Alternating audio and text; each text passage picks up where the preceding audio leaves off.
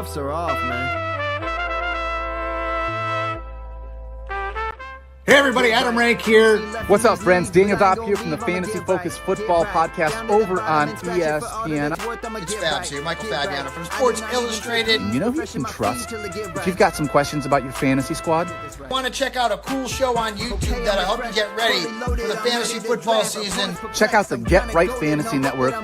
Check out the Get Right Fantasy Network. If you are not subscribed, what are you waiting for? You want to lose your league? Head on over to YouTube. Check out the Get Right Fantasy Network because they're doing everything they can to make you a better fantasy player. You got to get right with the Get Right Fantasy Network. So go and roll your sleeves up. Yeah, go and roll your sleeves up. And I'm getting down cause I roll my sleeves up. And I'm getting right cause I roll my sleeves up. And I'm getting down cause I roll my sleeves up. And I'm getting right cause I get. What up, world? This is FishnFrank here with Get Right Fantasy Network coming at you again here. It's end of week 7 going into week 8 now. What a nice doubleheader we had here tonight, Monday night game. Game 1 was the Lions versus the Buccaneers. Lions routing the Buccaneers 24-9. I mean, they dominated there at the Ford Field. Running back Jahmyr Gibbs was the star for the night, tallying 218 yards from scrimmage and scoring 2 rushing touchdowns. Then we had, unfortunately, Tampa Bay wide receiver Mike Evans left the game with a broken clavicle and is expected to miss the remainder of the season. So, unfortunately, he just came back from an injury and immediately went back out for the season. So that's just tough. Things happen like that in the NFL. Hopefully, Mike gets better. And, we'll see him again next year. But, yeah, he's done, so the streak ends. And then game 2 tonight was Seattle Seahawks and the Texans. Seahawks 27, Texans 19. I mean, it could have been worse if the Seahawks didn't get so many turnovers. And the Texans just couldn't get anything done. I mean, they just look god-awful. Zach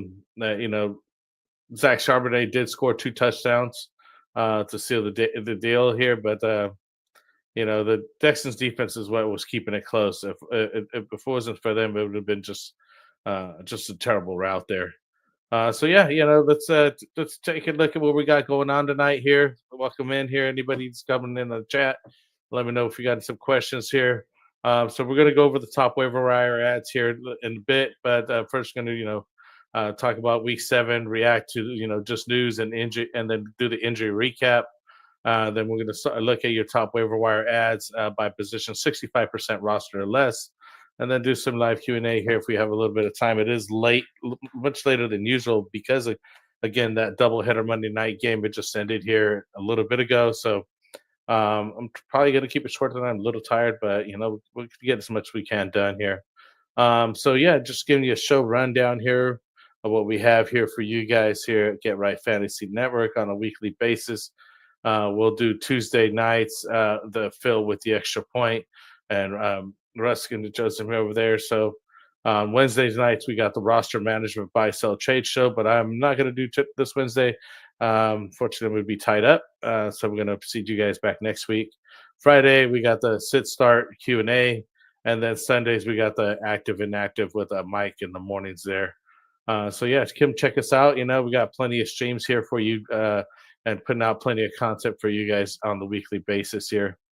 As always, we have super chats. So if you guys are so inclined to help this channel here, and we do would have greatly appreciated because we don't really get paid much, if anything at all, just to do what we do here.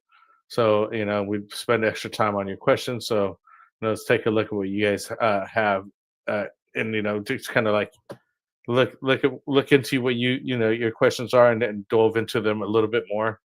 Now we got just going in here into week 7. Here at the end of week 7, we had the Broncos complete a remarkable comeback. I want to see the Denver scored 33 fourth quarter points to win 33-32 against the New York Giants.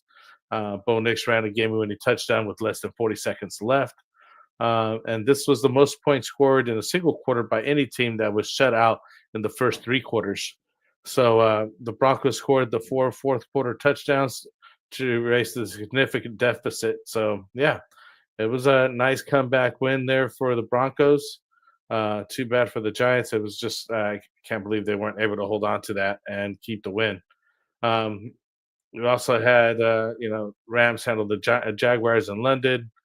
Cowboys, just dominated over the Washington, which um, uh, I can't think of his name right now. I have him in the injury notes. The quarterback went down over there with the hamstring over there. So yeah, and then we also have some news here with the Rams here in London. Matthew Stafford threw three touchdowns to wide receiver Davante Adams there. So they just cruised into a victory, 35-7 over the Jaguars there in London. So yeah, just kind of some things that highlights that happened during the week here. As we come here into week 8, we got Arizona Cardinals, Detroit Lions, Jacksonville Jaguars, Las Vegas Raiders, Los Angeles Rams, and Seattle Seahawks on a bye. So I know a lot of guys going to be having to look at this waiver wire this week just to pick up some players, just because you got to replace somebody that's on a bye. This week 8 Thursday night matchup will be the Minnesota Vikings with the Los Angeles Chargers. So that's going to be a decent game there. Should be exciting. Minnesota Vikings are 3-3. The last game they played was the loss to the Eagles at 28-22, and the Chargers are 4-2, and then they just lost to the Colts 38-24. So here's some, going into the injuries here. Let me know who's out here, man. I see you guys are watching. Any comments? Say what's up, man. Let me know what's going on tonight. What do you guys think of these games tonight?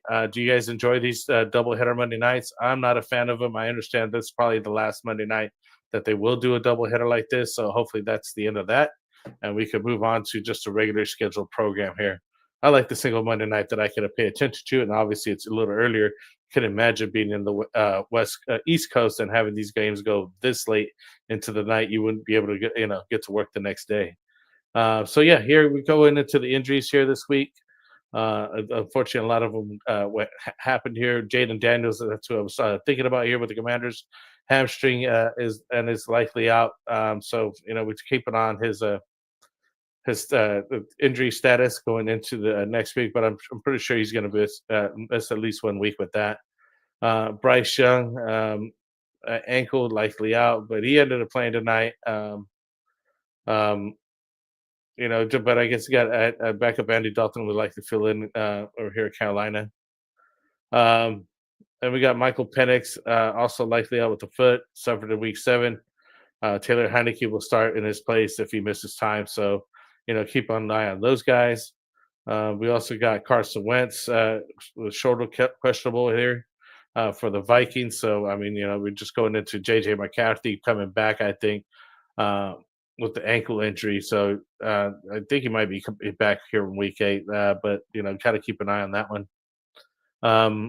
On the running back injuries, we have Kendre Miller, Saints tore his ACL.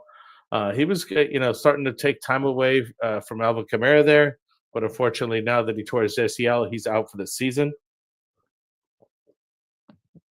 So you might want to even pick up Devin Neal or he might see some more touches there, just as the backup to Kendre Miller, obviously to just spell Alvin Kamara at this point. So he's locked in there. Saquon Barkley, he was looked at for concussion, but he did clear the concussion protocol, so he went back into the game. Bucky Irving, ankle, he's out dealing with the ankle injury, and then Tyler Gitz in there. He's also out with the groin injury, which gives potential bump to Jason Taylor's value and potentially John J. Swift because they're playing against him. Now we're looking at the wide receiver injuries. Puka Nacua, he's still out. We got Deebo Samuel also out with a heel injury. We got Josh Downs out with a concussion. Mike Evans, I mentioned earlier, broken collarbone. And Christian Kirk here with the hamstring. He's also out. So, yeah, there's a lot of guys being out here with both of the wide receiver and running back room. So, we're going to have to keep looking at this waiver wire, see what we got going on this week. Rex, what to do with Ken Walker? From what I seen tonight, I would still keep firing him up, man. He was hitting the hole hard and fast. You know, I would hold on to him and keep firing him up. I'm not sure if I was a sell high type candidate or anything like that. He looked pretty good tonight. Tight end Darren Waller.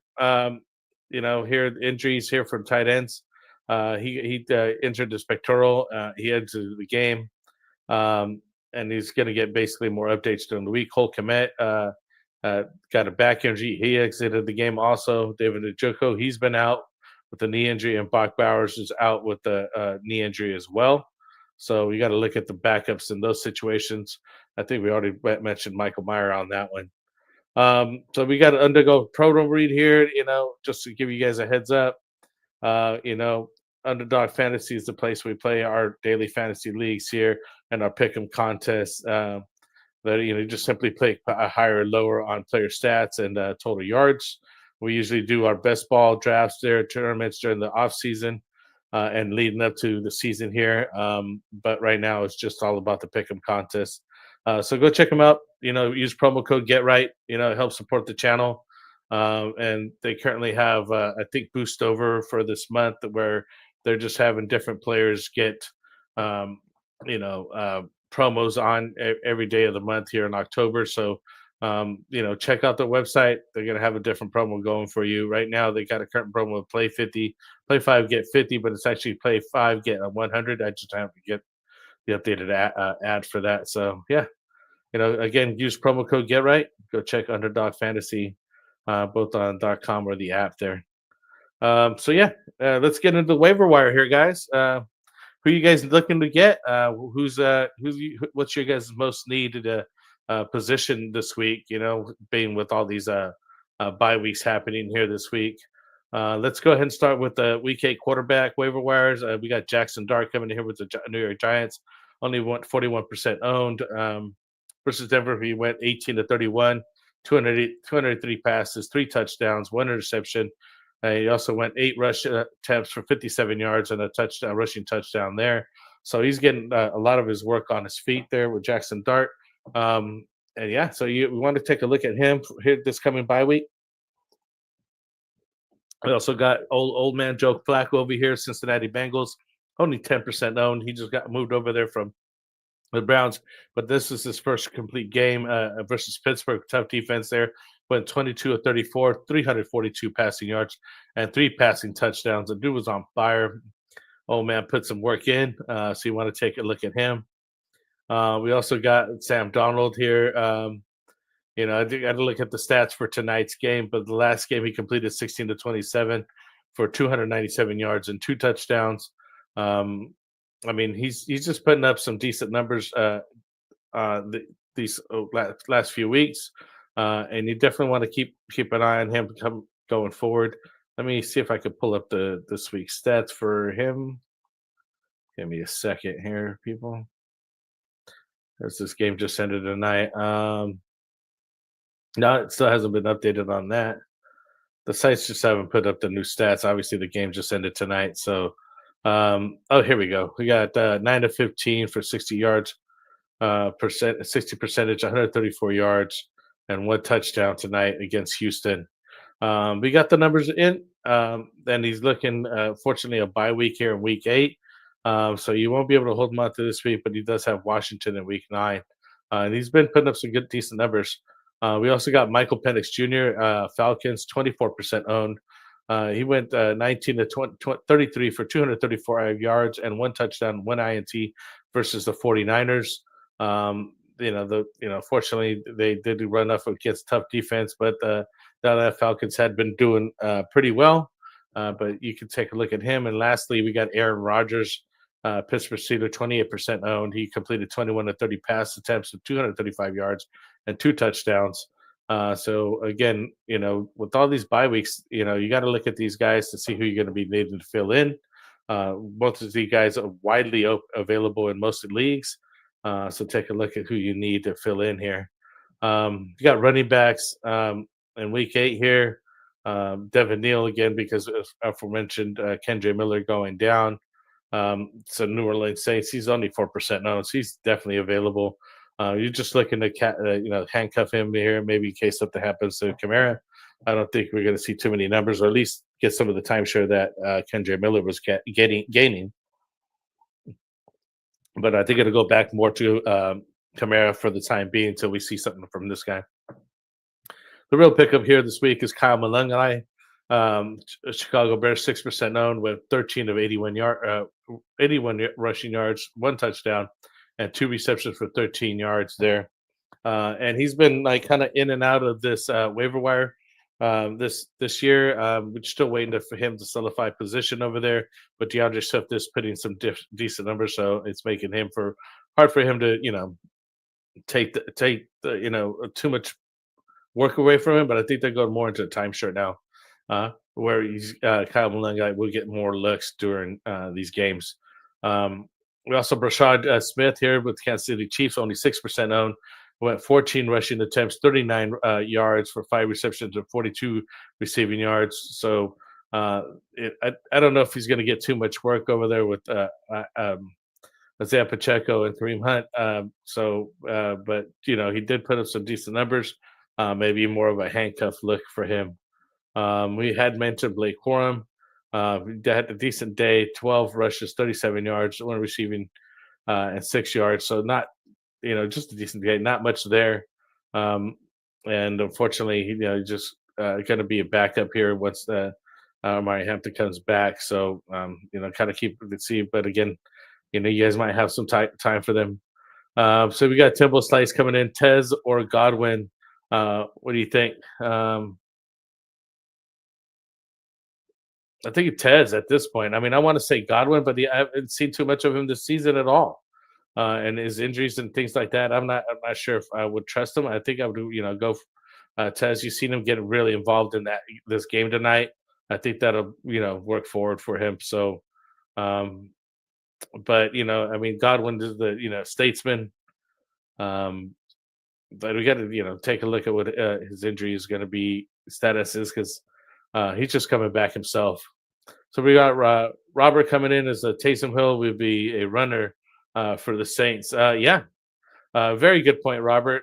Thank you. Remind me of our Swiss Army knife that they have over there, the Saints, and Taysom Hill, who could pass the ball, be a tight end, be a rusher, basically a jack of all trades. And so, it's a good option to have Taysom Hill there. Good look at for him coming up this week. You could get some rushing, get into the rushing room there. Let's see, wide receivers, waiver wire targets here that we got going on. We got Alex Pierce at Indianapolis Colts, only 3% owned. Not too great because he's coming up on the bye in week 8. But Pierce has led the Colts receiving this week with 5 receptions, 98 yards, and this was the 6th consecutive game for that team that he's had that many receiving yards, and as the X receiver gained 48 receiving yards. So it's the 6th consecutive game with a minimum of 48 receiving yards in that position. A guy that we have on the cover here is Xavier Leggett, Carolina Panthers, only 6% owned. Versus the New York Jets, he went 9 for 92 in the touchdown. Basically had his breakout performance here in week 7. Good, strong waiver wire candidate with Bryce Young's injury potential, forcing him more targets to him. We also had Darnell Mooney, who's doing really well, but the Falcons here went against the 49ers, 4 receptions, 68 yards.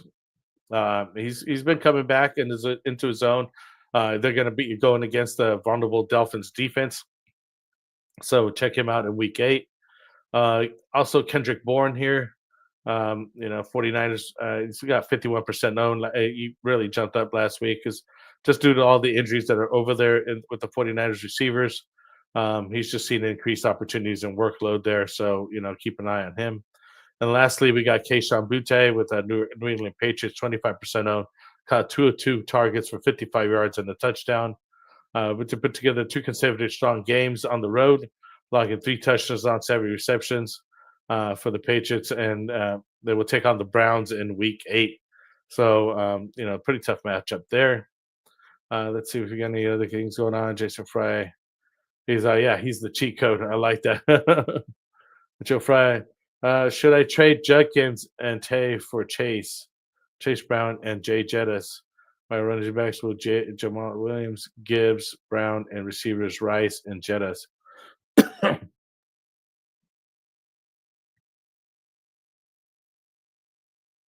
I got to think about that. Should I trade Judkins and trade for Chase Brown, and Jettas? Yeah, I think he should. I mean, you're gonna Chase Brown just had a decent game, but Jay Jettas is who you're going after. And Junkins just really just finally getting into his own. He's really productive, Quinchon Junkins. So you're kind of basically really trading Quinchon Junkins to get Jay Jettas and throwing these guys in at pieces, so at least you get some of that back. But since you already have Jamal Williams there, Javonte Williams, I'm sorry, Jameer Gibbs, Brown, and the receivers will be Rashi Rice and Jetta. I think that's a solid trade. You should do that. I'm 5-2. Brown and Jetta's schedule are super nice for the season. Yes, they are. I like Jay Jettas. I would go after him. I like the trade that you're putting in together there. I'd approve that. I wouldn't mind. I mean, you got to give up something for somebody too. So Jenkins is a good piece to move on from, since you got Javonte Williams and Gibbs there in your running back room as your core. That's not bad to have Chase as like a backup. So I like that move. Let's see what else we got here. Tight ends coming up here. The waiver wire here, we had Rhonda Gatson, man, blowing up this week. Los Angeles Chargers only 3% owned. We went 7 receptions for 164 yards and a touchdown. Gatson this week is the top waiver wire priority. Just the consistent volume that he's had. And it's just basically the best rookie performance of the NFL almost in history, becoming just one of handful tight ends to post 150 plus yards in the game with the rookie season per the Chargers official website. So Guess is busted into the second scene and the priority pick of the waiver wires. And if you need a tight end help, so check him out. Definitely the guy to be looking at here around the Gatson. We also got Theo Johnson, the New York Giants, 18% owned. Went 4 for 37 against the Denver Broncos with 1 touchdown. And he's kind of emerged as a reliable red zone option there for the Giants there. Fortunately, they did, get that loss today, but I mean, he's getting the numbers. Jawan Johnson, New Orleans Saints here, 24% owned, 7 receptions for 79 yards. So it's a season high for him. So again, could be a useful streamer here on the bye weeks. Kate Otten with Tampa Bay Buccaneers. Now that we got Mike Evans going down, he may get some more receptions as well. So he had 3 receptions, 32 yards. But with the injuries here in the wide receiving room, Kate Otten could see an uptick here over at the Tampa Bay Buccaneers. And last but not least, we got Pat Freiermuth here, Pittsburgh Steelers, 7% owned. Went for 5 for 56 yards and 2 touchdowns. Basically his breakout performance of the year. So we want to maybe keep an eye on Pat Freiermuth because Aaron Rodgers seems to like the guy, and he's always seemed to be throwing to his tight ends as well. So those are the top waiver wire ads of the week, man. Oh, IsoFlop here. Thank you so much for the $5 super chat here, man. Let's get you up here. Should I trade Jackson Dart for Kyler Murray and Quentin Johnson, or should I hold Dart in case his value goes up and I can get a better player? I would say so. Kyler Murray's injured right now, and I don't see why you would trade for an injured player.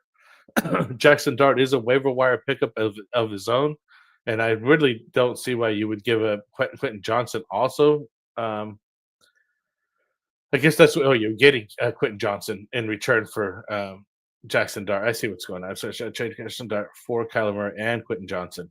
So you'd get both of those players for Jackson Dart. I just don't know when Kyler Murray's going to come back. Let me see what his injury status is. Give me 1 second.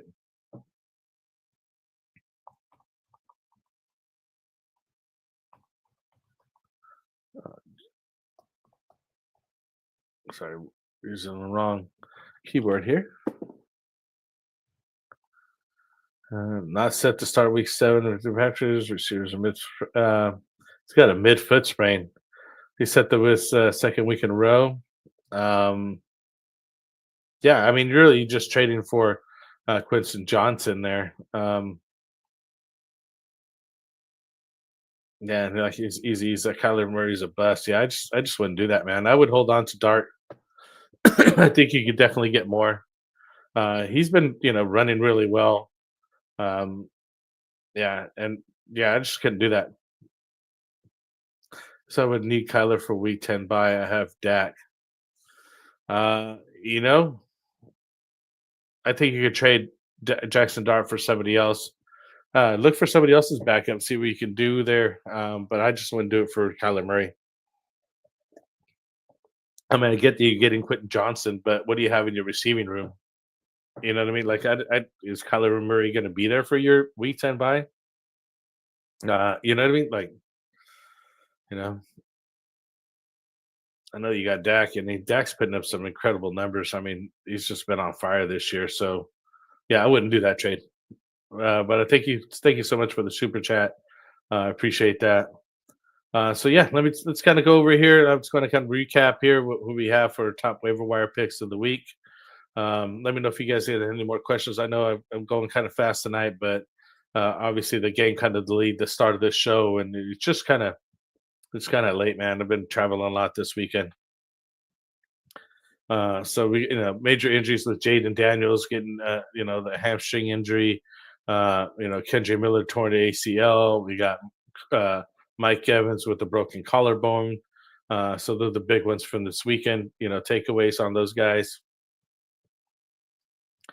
As far as waiver wire pickups, I mean, we just talked about the guy. Jackson Dart is a waiver wire pickup right now, only 41% owned. Joe Flacco, he's coming back into the zone over there with the Cincinnati Bengals, making T. Higgins and Jamar Chase relevant over there again. Sam Darnold putting some good numbers, and Michael Penix as well. And if you need to take a look at somebody last minute here, Aaron Rodgers would not be so bad as a waiver wire guy. As far as running backs, we're looking at Kyle Monangai as your number one guy here. Really, for this week for running back, that's basically your best option. I mean, we did mention Devin Neal, but his counterpart here on set, Taysom Hill would be an option as well. And he's like, yeah, grab Flacco. Yeah, that's what I'm saying. There's somebody out there. You got to be able to go grab somebody. And then we got wide receivers. We're talking about Alex Pierce. Getting some good numbers here. Xavier Leggett is on the cover here.